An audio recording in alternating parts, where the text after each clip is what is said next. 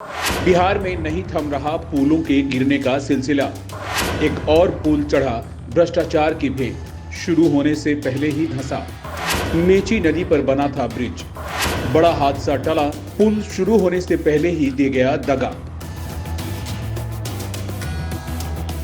बिहार में पुल गिरने, बहने और धंसने का सिलसिला थमने का नाम नहीं ले रहा है। हाल के दिनों में भागलपुर खगड़िया को जोड़ने वाली अगवानी सुल्तानगंज के बीच गंगा नदी पर बन रहे पुल ध्वस्त होने और पूर्णिया के बायसी में ढलाई होने के बाद पानी में पुल के बह जाने के बाद अब किशनगंज में निर्माणाधीन NH 327E 4 लेन के बीच मेची नदी पर बना पुल धंस गया है।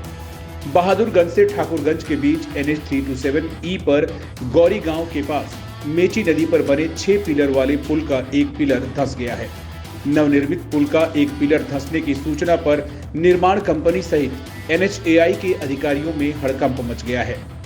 अधिकारी मौके पर पहुंचकर जांच पड़ताल में जुट गए हैं। पुल का निर्माण कार्य पूरा हो चुका है। यह पुल अभी आम लोगों के लिए चालू नहीं किया गया है। लोगों का कहना है कि अभी आम लोगों के लिए यह पुल चालू नहीं किया गया, इससे पहले ही यह पुल धंस गया।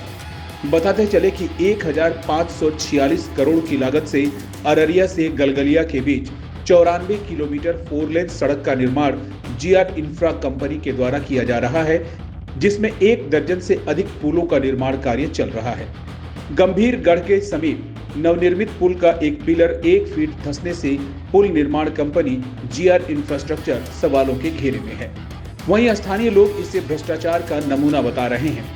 ग्रामीणों के मुताबिक ये मार्ग 7 राज्यों को जोड़ती है और इसी मार्ग से हजारों भारी वाहनों का आवागमन होता है। लेकिन नवनिर्मित पुल से न तो वाहन का आगमन हुआ है और न ही नदी में बाढ़ जैसी हालत है।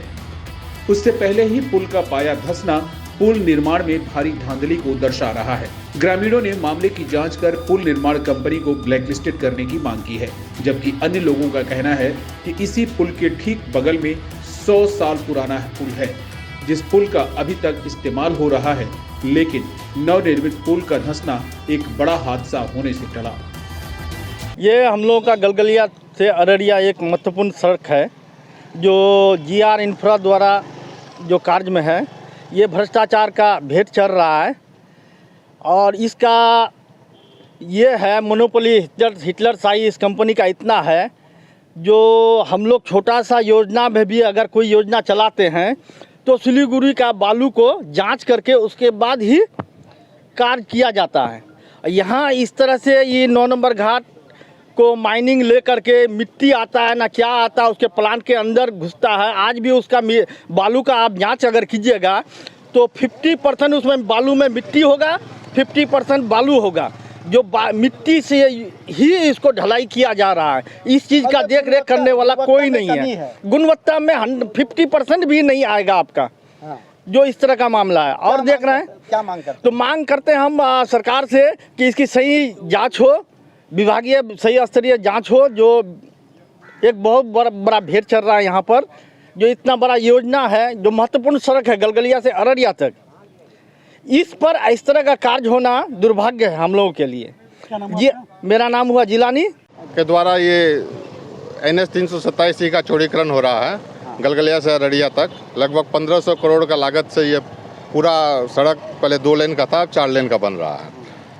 लेकिन जो काम की गुणवत्ता GR का जो हम लोग सुन रहे थे, पूरा ऑल ओवर इंडिया लेवल की कंपनी है GR, लेकिन जो काम की गुणवत्ता देखी जा रही है पूरी तरह नगण्य है। ये कहा जाए तो 0 सन्नाटा है काम की नगण्यता के मामले में।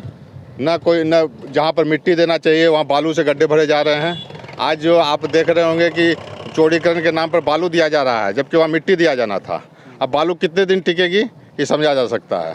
आज पुल में क्या हुआ था कल? ये पुल पहाड़ी इस 80, 90, 92 किलोमीटर का एरिया में 10 से 12 पुल हैं, जो और सभी पुल पहाड़ी नदियों से आते हैं। नेपाल से बहने वाली नदियों से पुल आते हैं। उनमें कटाव बहुत ज़बरदस्त स्तर पे होता है, लेकिन पता नहीं क्यों इन लोगों ने इस चीज़ को इग्नोर किया। पुल का कितना नंबर पिलर धंसा है, क्या है मामला, कितना फीट धंसा है? ये मतलब ठाकुरगंज से बहादुरगंज जाने वाली गौरी चौक बोलते हैं इसको। यहाँ जो नया GR के द्वारा बनाया गया था, तीसरा नंबर पिलर जो है 2.5 से 3 फीट धंस गया है नीचे। जबकि पुरानी पुल जो है वो हमको लगता है कि 50 साल पहले 1962 में बनाया शायद ये एज इट इज खड़ा है, लेकिन ये GR कंपनी के द्वारा जो बनाया गया है ये पुल, ये तीसरा नंबर पिलर, ये 2.5 से 3 फीट धंस गया है।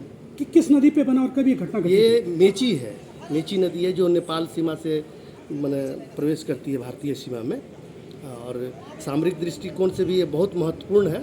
मतलब और इस पर जो गाड़ियों का परिचालन होता है देखकर मतलब अभी ये स्थिति है, जबकि अभी परिचालन नहीं हो रहा है इससे।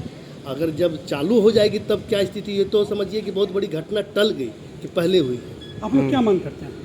हम लोग तो मांग करेंगे कि जो सरकार जिस उद्देश्य से बना रही है, सड़कों का जाल बिछा रही है, लेकिन बिचौलियों द्वारा और ये जो कंपनी जो GR कंपनी के द्वारा जो ये इस तरीके का मतलब अनैतिक काम किया जा रहा है, इसको और कुछ GR कंपनी जो है काफ़ी विवाद में रहा है, चाहे अवैध खनन का मामला हो या तो बहुत लोग गुंडा राज कंपनी भी बोलते हैं। हाँ। कि जो मन हुआ जैसे मतलब स्थानीय लोगों के सुविधाओं से इसको कोई मतलब नहीं है। बहुत बार विवाद हुआ आदिवासियों के द्वारा, ये जो प्लांट में मतलब इन लोगों के द्वारा जो एक आदिवासी एक्सीडेंट में मारा गया था, उसके साथ अन्याय किया, पूरा कैंप को जला दिया गया था। तो मतलब ये शुरू से विवाद में रहा है, कभी किसी चीज़ का विवाद, लेकिन कार्रवाई के नाम पर कुछ नहीं होता है। कुछ नहीं कार्रवाई के नाम पर कुछ। क्या लगता है इस बार भी सिर्फ ये जांच के नाम पोती होगी, जांच बैठेगा, ये होगा वो होगा, कुछ नहीं होगा, कुछ नहीं बस। क्या नाम हुआ आपका? मेरा नाम राजीव कुमार सिन्हा हुआ। किशनगंज से शबनम की रिपोर्ट।